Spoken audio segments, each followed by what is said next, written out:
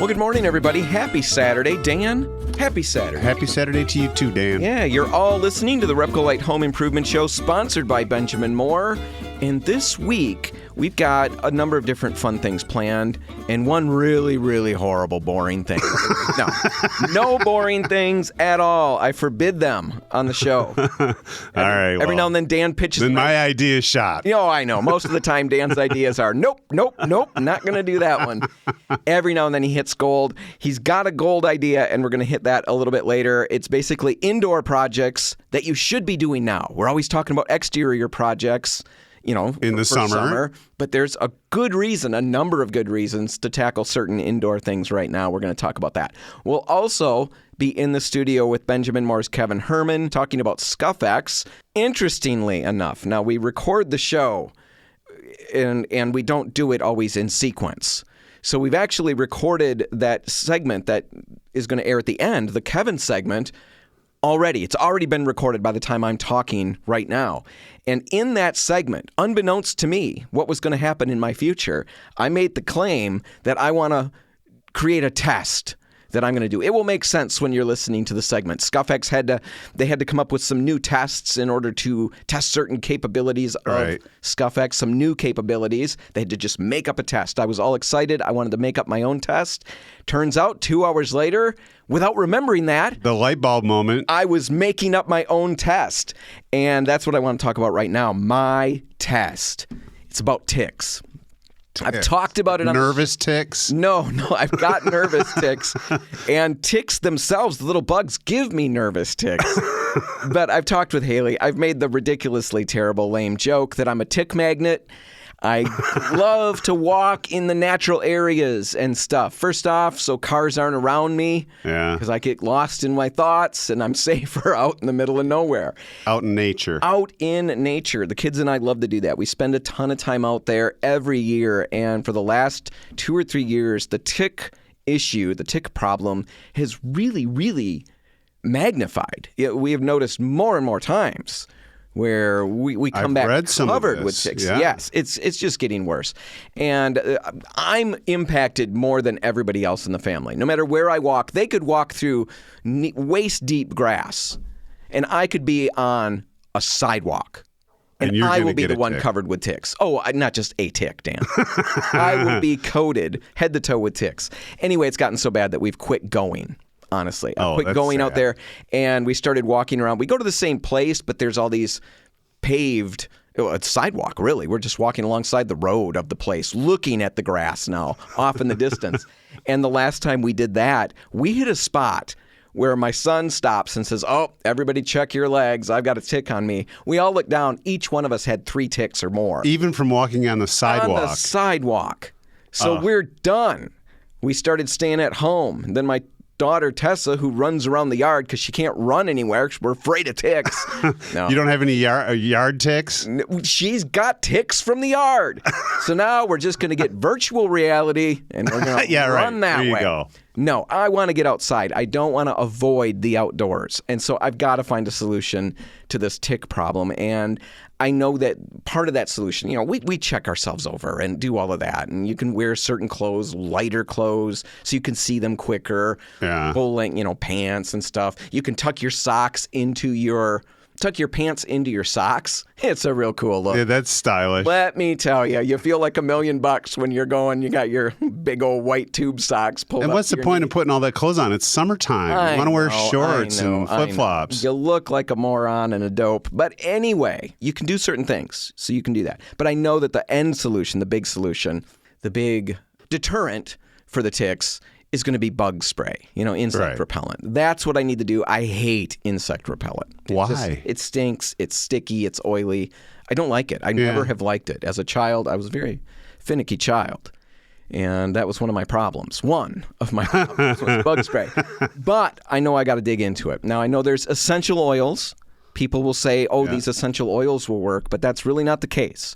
You really need to go to something with the CDC has like 6 different active ingredients that are recommended. We're going to look at just a couple of them, DEET and Picaridin. Now, DEET was developed in 1946 by the military, and when properly applied, there's almost no health drawbacks. But the big things with DEET is it's unpleasant. It's got an unpleasant, distinctive odor. It's like what a always solvent. gets me. Yeah, it's usually pretty oily.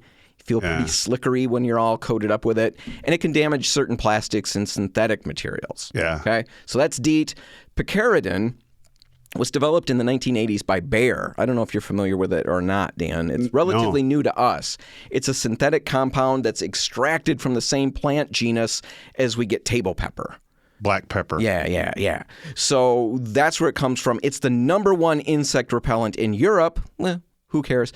And Australia. Oh, that's important? Oh, that's because they have killer insects there. Yeah, everything there Deadly. is dangerous, right? So if it's the #1 in Australia, that's something to think about. It was approved for sale in the U.S. in 2005. So reasonably relatively recent. new, and studies seem to show that it's as effective as DEET.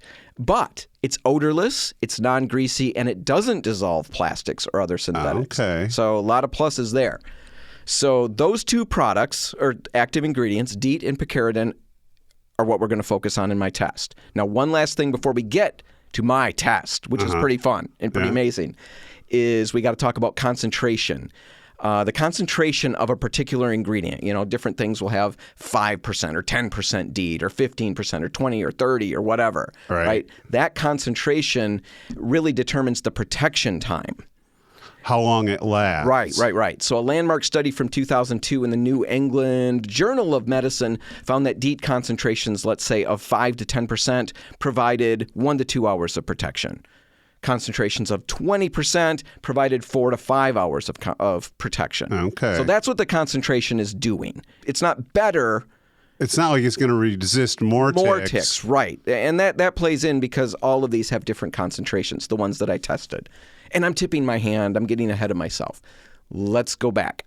As a public service to the people out there and to help myself, I knew I had to test these things. Right. And I wanted to see if I could find one that's better than the others and all of that. So I snagged 5 just readily accessible insect repellents. Okay, and I focused on those 2 active ingredients, DEET and Picaridin, and I also I found one that has just natural ingredients. Okay. Right, so I'm going to try all of these things. I will put links or notes in the show notes so you can check out exactly what I did. Briefly, I did off Sportsmen Deep Woods, which was an aerosol, and that was a DEET 30%. I did off Deep Woods Dry. That's the big difference there. That was a DEET 25%. I did off Family Care, Smooth and Dry.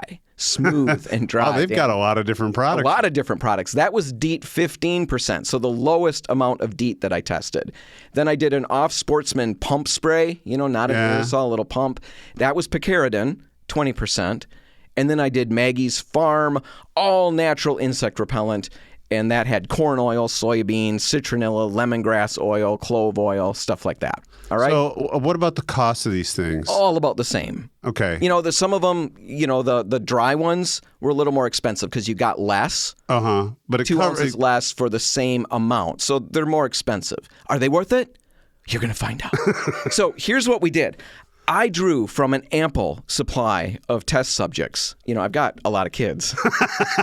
And so I got 3 of them who were willing to go see how many ticks we could acquire and what would happen. And so we had 5 insect repellents to test, 3 kids. Well, we split ourselves in half, and I coated, each one took 2 of them, so the right side was one product, their left side was another product. Okay. And for me, I needed to have a control, so I did one side. My left side had no chemicals on it at all. Okay. It was just raw Dan, right? Exposed to nature. And then the other side had, I had the Picaridin one. So anyway, what we found as we wandered through the woods, all coated like this, we went everywhere. We wandered through deep grass. We stayed on the trail. We went everywhere. You really tried to get ticks. For the first time I've ever been outside, I was disappointed when I wasn't seeing ticks. But then we hit the butter zone, and we found where the mother lode of ticks were. And here's what we discovered. The all-natural spray, Maggie's. We were pulling for that. We really wanted that one to work because it smelled good. All of those things were great. Didn't work at all. No. Hannah had that on. She got a tick on her foot, and that tick had no issues. Crawled straight up her leg, making for wherever ticks go. And so we had to get that off. She got multiple ticks. Maggie's had no effect on that at all. So the all-natural one, I don't think I'd waste my time with that. All right. On the other hand, all the other sprays worked really well. Now, we'd all pick up ticks, so it's not like this is this, like a force field around you that just repels them from a foot away. Okay. They still land on you. Oh, yeah. They would still get on us, and they would climb up. They would get on our shoes, and if we had coated our shoes really well, we'd notice that they were already starting to get disoriented. They looked like they didn't know what they were doing. It was very strange. You can normally tell if a tick knows what it's doing? Oh, yeah. With the Maggie spray, and on my control side, they would hit my shoes, and they're just making a beeline for my skin, and then straight up my leg. Ooh. Yikes. Yeah, so that's what they normally do when they would get on our shoes that were coated with the DEET or the Picaridin.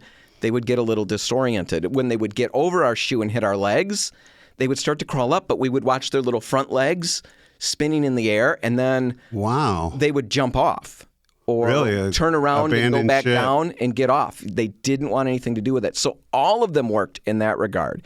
And it's funny because I was digging into it, and tick repellent chemicals, they're not well understood, but they're thought to disrupt tick host seeking behavior. I'm looking at a little article here, and it says that ticks have a sensory organ on their forelegs that detects odors, CO2, and heat. Repellents are thought to interfere with that sensory organ. Oh. And that's what we were seeing. Their little legs would spin in the air, and then they just jump right off. So all of the DEET and the Picaridin ones worked, okay? But there's still a clear winner in the group. Otherwise, I wouldn't even be talking about this. The clear winner was the off family care, the smooth and dry. Not the highest DEET concentration. Nope. It was a lower amount of DEET, 15%. The smooth and dry formula was really good. Everybody liked that. All the other ones felt sticky and annoying. All the things that I don't like. Yeah. This one did not. It had a little bit of a weird slippery feel to it, but it when felt you're like putting powder. It on. It felt like having powder on. When you powder your hands. Yeah. Whenever you might powder your hands. I don't think I've ever done that, but I know I can tell. I'm agreeing with you from for your no reason. eyes. I was in no man's land there, but it's got a little bit of a weird feel, but way better than all the other ones. So I like that. The smell was the most pleasant. All the other ones had a little bit of a smell. Even the Picaridin, which is supposed to not stink, had a little bit of a smell. I would say that one was pretty decent too, but I thought that one felt a little bit oily compared to the powder dry off family care. That one was really, really good. The nice side, or the upside to the Picaridin one that I had, I hated that little manual pump spray. Oh, we really? couldn't get a nice application. Uh-huh. I know there's reasons not to do the aerosol, but the aerosol is going to put it on more evenly and more easily. Quickly. Yeah. So I like that. The other big thing with the Picaridin is it's safe for gear, for like hunters, fishermen, things like that. But overall, the kids, all of us really like that off family care, smooth and dry. Absolutely perfect. You're not going to feel like you're wearing tons of bug spray, but it still did a really good job in that 15%. That's why I wanted to talk about those concentrations. That means we had 1 to 2 hours of protection. If we needed longer, we'd have to, go to some of the other ones. And then I'd still stick with those dry ones. If you don't like that oily stickiness, stick with those dry ones. They actually feel pretty good, and they do a great job. And it probably also repels mosquitoes, right? Oh, yeah. All of those things were repelled. Okay. They just fled in front of us as we waded through. Anyway, get out there, enjoy the weather. We've got great weather in Michigan, and I hate it that the ticks are putting a little dent in the joy that I want to have. But now you got a solution. I'm going to reclaim that. There was one slight downside. These things seem to be quite water resistant, so it took several showers before everybody stopped smelling like the chemical. But anyway, check it out. We're going to take a break right now. I'll have notes in the show notes so you can look a little deeper if you care. Take a break. When we come back, what are we talking about, Dan? We have not decided at this point yet. Oh, right. So it's going to be a surprise for all of us. But it's going to be great. That's next. Stick around. And we're back. You're listening to the RepcoLite Home Improvement Show, sponsored by Benjamin Moore. And I ended last segment saying I didn't know what we were going to talk about this segment. I just went on and on about ticks. I had an idea, Dan, but I didn't want to say it out loud to you. Now, we've only got about 4.5 minutes to talk about this. Would you be willing, because there's a lesson in it, to talk about a contractor experience, not a painting contractor, but like a little handyman in your neighborhood who's working. This, right. Yeah. Would you talk about it? Tell the story, and then we'll talk about some points that we can get about hiring a contractor, because it's important to get the right one. Sure. Dan's story will demonstrate why. Yeah, there might be about 2 minutes of the 4 minutes it'll just be laughter from me. But because you've been laughing for a couple. Every time I think about it, I start to chuckle, right? So a neighbor in our neighborhood is doing a home renovation project. Sure. Something outside. I'm not exactly sure. It looks like this contractor's working on the porch and some other stuff. So I come home from work and this guy is out working on the house, on the outside of the house. First of all, he's shirtless. Yeah. That's just a little taste. You don't generally see that. Sure. And a certain level of professionalism, people leave their shirts on. Yep. But that wasn't the worst of it. This guy could not get 3 or 4 words out without a cuss word or a combination of cuss words very loudly. And very severe cuss words. And you said the whole night is just peppered with these words in the air. You don't know what he's working on. It's incredible. It's going extremely not well for him, it appears. Or sounds. That's his exclamation of joy when something is really great. Right, yeah. Some of them I could clearly tell were not in tone that way. I can't imagine. So it was funny. Yeah, it's funny to you. They're probably mortified. Yeah, I can imagine. They're probably having to bring cookies around to all the neighbors to apologize or something. It's just incredible. It's loud. It's vile. And yeah, you bring somebody into your home to do work. And right. It's an important thing to get right. Right. So how do you prevent that? I don't know. I don't know. There is no silver bullet. But there are some things you can do, and I think we can cover a few of those very quickly. And we've talked on the show before. In fact, in the show notes, I'll put links to some of the interviews. We've interviewed painting contractors who've talked about how to hire a contractor, things that you should do from a painting contractor's point of view. Those are great segments. I'll link to those in the show notes. If I could make one point that gets in everybody's head, it's this. When you're getting your quotes, all of the different quotes that you get, you're not just looking at the price at this point. You are basically conducting an interview to decide if this contractor works well with you. That is so key to understand. Consider how was the communication with your contractor as you were getting your quotes and asking your questions. Did they listen to you? Were you able to communicate well? Were they respectful? Did they keep their shirt on during the interview while they're getting the quote? First impressions matter. That matters. How did the contractor present himself or herself? Were they on time? Did they show up on time for the interview? Do they return your calls? All of those things play in. If they're not returning your calls, on a timely manner when you're looking for pricing, what do you think that's probably a sign? That's a big red flag. How's it going to play out when they've got some of your money? Right. Or they've started a project, right? You need to know that they're going to communicate well. Consider those things right off the bat. One last one, and this is really nebulous. It's hard to pin this one down, but what does your gut tell you? Right. Our gut is right most of the time. Go with your gut. And it's not wrong to choose somebody else or to choose to get another quote just because your gut is saying this isn't right. Right. That's a really good valid. sign. And it's not always wrong to go to somebody else who's actually more expensive. Very well might be making a really bleeping good decision. Right? You won't have to apologize to your neighbors afterwards. Exactly. All right. I thought that was a funny story. Get the right contractor. It matters. All right. We're going to take a break. West Side listeners, you're going to get news and weather at the bottom of the hour. East Side listeners, you get a RepcoLite Rewind. When we all get back together, we'll be talking about some indoor projects that you're going to want to tackle right now. Don't put these off to the winter. We'll have all that information in just a minute. Stick around. Well, Dan, for the last couple of weeks, once we finally got good weather, I started going to all exterior projects that I wanted to talk about on the radio. Yeah, it's timely now. I've been chomping at the bit to get outside. I can get outside, so let's talk about those things. But really, you pitched something to me a couple of days ago that while it is summer and while exterior projects are great things to tackle, there are a lot of indoor projects this is the right time to do those. It's the right time of year. So why don't we talk about that a little bit? Because I think it's really interesting. And again, it is timely. You've got, what did you call it? Basically 3 main reasons why some of these projects are perfect. They're indoor projects, but they're perfect to do this time of year. Yeah, right. So a few main reasons would be smell. Another one, light. Mm-hmm. And finally, temperature. All right. So smell, light, temperature. Let's talk about that. And you've got a number of projects. I know the first one because we kind of started talking about it, and I said, stop talking. I want to do this on the radio. You say that a lot to me. It's such a nice, yeah, it's like a little crutch that I've got where I can get you to just be quiet without telling you to shut up. And it seems like I'm being... It works. Yeah, I'm diligent. But anyway, you were talking about doing a wood floor. Why doing a wood floor? If I'm going to refinish the wood floor in my kitchen, let's say, my dining room, right. Normally, I would, in my head, wait till wintertime. I want to do my outdoor stuff now. You're saying tackle that right now for these reasons. Right. Smell, lighting, temperature doesn't really play into this one.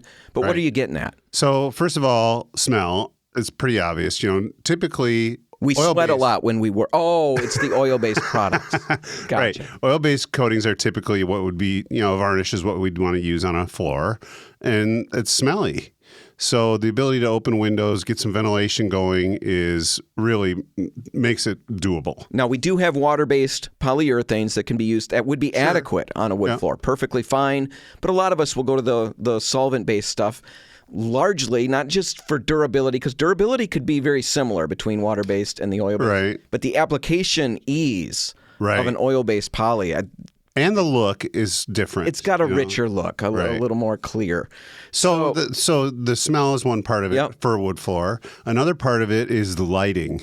If you've ever tried to varnish a wood floor, you'll know that you have to rely on the lighting that's either built into the ceiling or the light that's coming in through the windows. So in the wintertime, the days are so short, you don't have a chance to work in the evening on a project like that. So you can't see where you're going? Have you done this? You've run into this? My experience has been, the staining in the first coat even of varnish, that goes pretty smoothly. You can see where you're going. It's when you get to that second or third coat of varnish that things get tricky. You can't see very well, and you have to really rely on light coming in from a window or from across the room to reflect off the floor to see, am I putting the right amount on? And you can't just drag floor lamps around at that point. Yeah, you're painting the floor, right? Yeah. So lighting is a big part of that kind of thing. And I would think beyond just wood floors, I think we need to talk about that.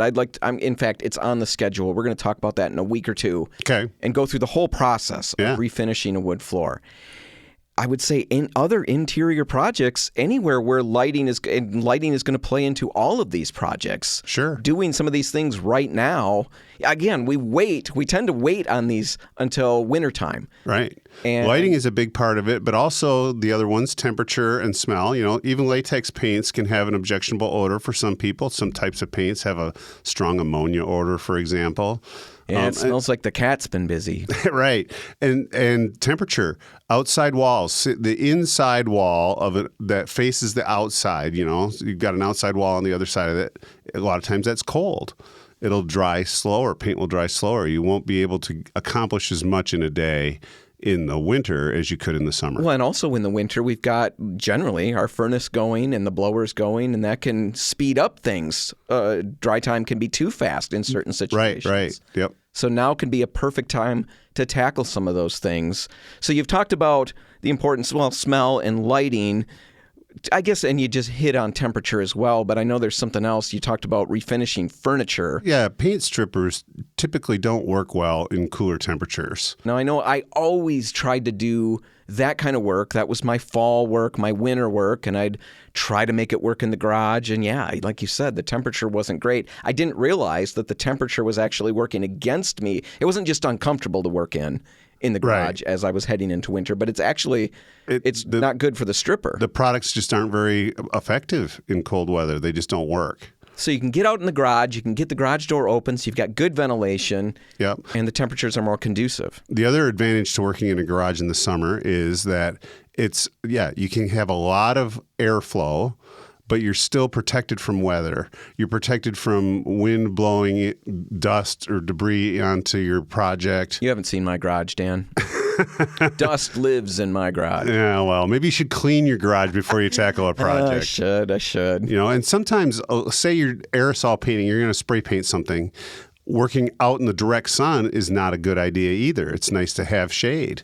Yeah. So a garage is a great spot in the summertime to tackle some of these projects. And also with garages, you are going to talk about next week, we're going to talk about redoing garage floors. Okay, painting a garage floor. Something I have wanted to talk about for ages on the show.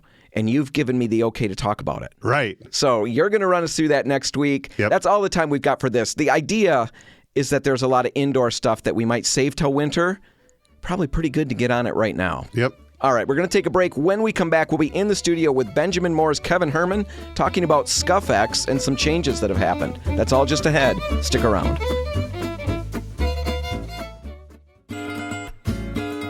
And we're back, and we're in the studio with Kevin Herman. Good morning. Our territory rep for Benjamin Moore from the West Side. Kevin, you beat me to it, but thanks for being here. Happy Saturday, Dan. Yeah. And Dan. Yeah. Thank you. Yeah. Kevin stumbled onto that. Oh, you've been on the show a bunch of times, and that's how I start every episode. And Kevin has figured that out, and he's very excited to be the only guest who throws that back in my face. And he makes sure he works it in every single episode. I know you'll edit it out, so it doesn't No, really I matter. leave it. I leave it because I know you'll crab and cry if you don't hear yourself say that. Yeah, probably would. Anyway, let's talk about Scuff-X. We have talked about Scuff-X with you multiple times. It's a product. My favorite product. Yeah, it's a great product. It launched in 2017, was a huge hit. It was one of those things, one of those paint products that seemed too good to be true for me. The marketing just looked unbelievable. I really was skeptical. And I've used it. I love it. It really does what you guys say it will do. It was a big hit. Yeah, it's been tremendous. Absolutely tremendous. And now we've got some new VOC regulations in place. Yo, joy. Yeah, and you guys have had to actually reformulate Scuff-X to get into this low VOC target range that we've got to hit. Yeah. And I can imagine that for contractors out there, that's pretty scary because contractors have loved this product. Homeowners, DIYers have loved the product. Now we've got a new formulation. It's coming out when? June 12th. So it's already come out. It came out this Monday, right? Yeah, wow. Time is flying. Jeez. Right. So brand new stuff. Are we going to be looking at, in about 2 months, are we going to be looking at an old Coke, new Coke kind of thing? 'Cause I remember when new Coke came out, it was supposed to be amazing. Yes. But it wasn't. Now, I don't know anything. I'm suspecting that's not the case, and we've got a reason for that. You told me, I don't know how long it was, you're going to give me all this information, but Benjamin Moore gave a number of our contractors here on the West Side a sneak peek at this new formulation. You brought in, well, I don't even know exactly what happened, but I know it was pretty cool. What happened with that, and what were the results? So we do very well with it here in West Michigan, and they have to modify the formula to hit all the OTC2 requirements. Michigan's now OTC2. Ohio's going OTC2, which is very strict VOC requirements. So to sell it nationally, we have to bring the VOCs down a little bit. It's not a big change. And so in February, we had the product manager, the head chemist, and then also one of our contractor marketing guys out, and we tested the new version of the N46, which is a satin finish, with about 15 contractors. So we sprayed it out in their shop, and what the product manager and the chemist were hoping for is that they didn't see a difference. They didn't notice a difference. It acted the same. That's their target, right? That's what they're hoping the contractors came away with. We know we have to get the VOCs down a little bit. It wasn't a big change, but it did have to come down a little bit. And the target is to have it act and perform and hold up, and the workability and everything is exactly the same as it was before. And that's pretty much the consensus with the contractors. So that's what you ended up with. And these are contractors I've worked with. I mean, you threw out some of the names. Yeah, you know a lot of them. Yep. Yeah, so know the people. They use the old Scuff-X. Yeah, these were all dedicated users. Yep. And so what did they say about it? Can't tell the difference. Couldn't tell the difference between the old and new formula. Clearly, Kevin, you're not in marketing. Because somebody in marketing, that marketing guy in the group would have had something more to say than that. You kind of left me hanging. Well, but that's that's what I wanted to hear. I wanted to hear that it sprayed out just as easily, that it held up, that they could move it around as quickly, they could sand it, they could do multiple coats just like they did before. That's what my fear was, that now we don't have that, but this new version were they performed concerned exactly the same. about it, going in? because they do use this product, and it has become something that a lot of them rely on in certain situations. Did you sense some concern before they started testing it, or? Well, contractors are very much like real people. They pretty much, almost exactly. Yeah, they have a lot of the same reservations. Most people don't like things to change. Yeah. If you're happy with it, you want it to stay that way forever. If you have a procedure, you just want to keep the thing the same. Sorry, I hit the table again.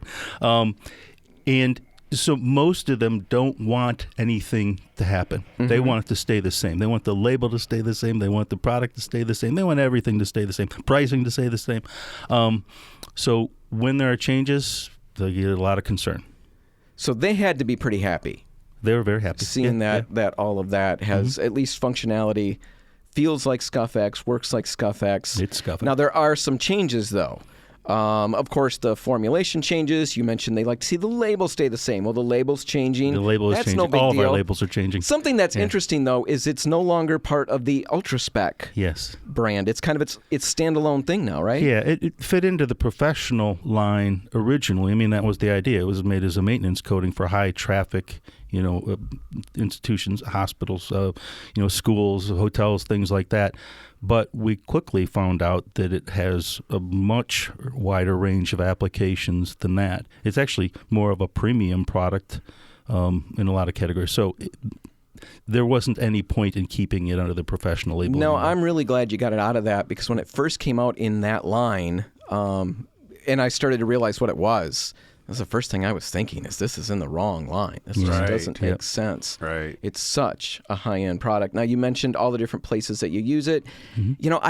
We should take one step back and just talk about it very quickly, because I'm always surprised. I just did a class a couple of weeks ago where we talked about painting kitchen cabinets, painting trim, painting different things, different aspects of the home. And Scuff-X came up in the conversation, and I assumed that everybody heard about it because we've talked about it on the show so many times, and I assume everybody is an avid listener for content of the show. They should be. Well, they should be, but yet the class, this entire group of 30 people, there were 2 that were familiar with Scuff-X. And so I whipped out the little sample board and I demonstrated Scuff-X and what it does. But bottom line, Scuff-X resists scuffing unlike anything That's remarkable. I've ever It's seen. amazing, really. Yeah. So where do you use it? You talked about all the different places, institutional-wise, Yeah, so wise. it still has its use in high-traffic institutional things, schools, hospitals, things like that, hotels.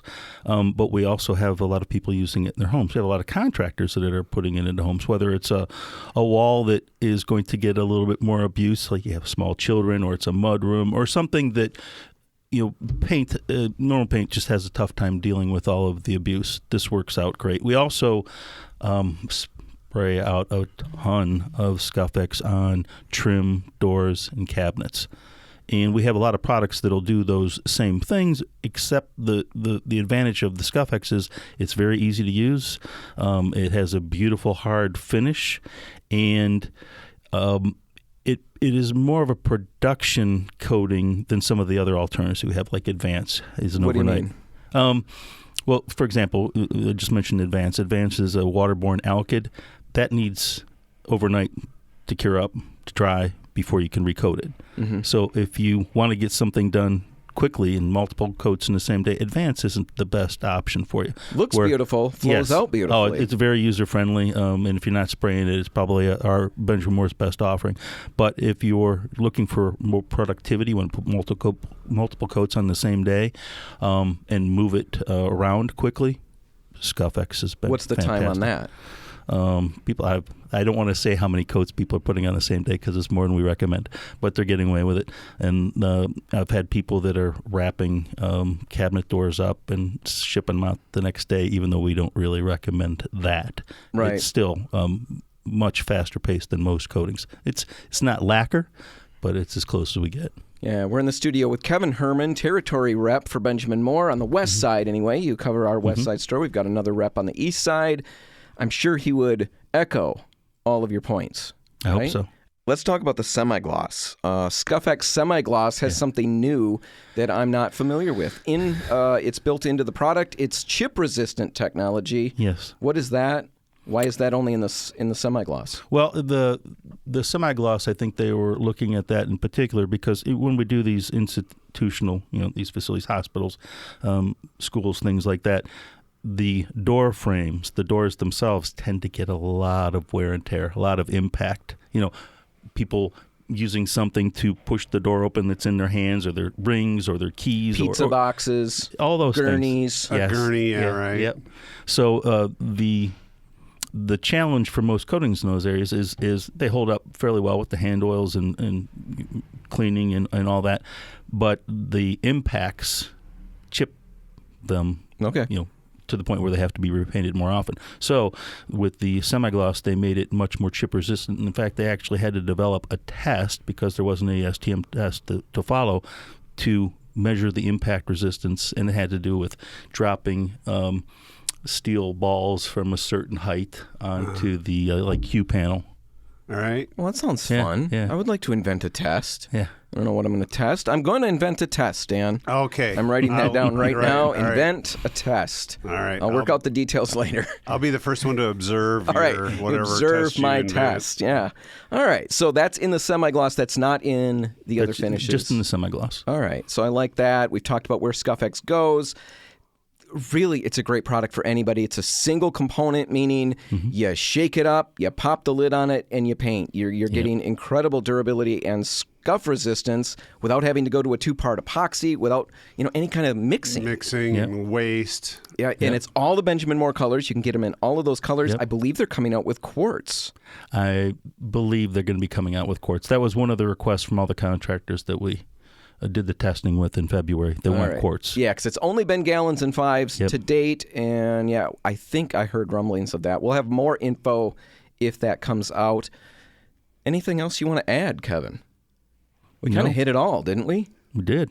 Still a big product. 2017 it came out, and it's still making waves. It's still growing. People still finding out about it, and I thought everybody knew. But well, what about all the competitive products? Let's end on that, because everybody's got their version of Scuff-X. Yes. It's kind of funny, isn't it? Because most of them don't hold up and do what Scuff-X. They don't do it nearly as well. No.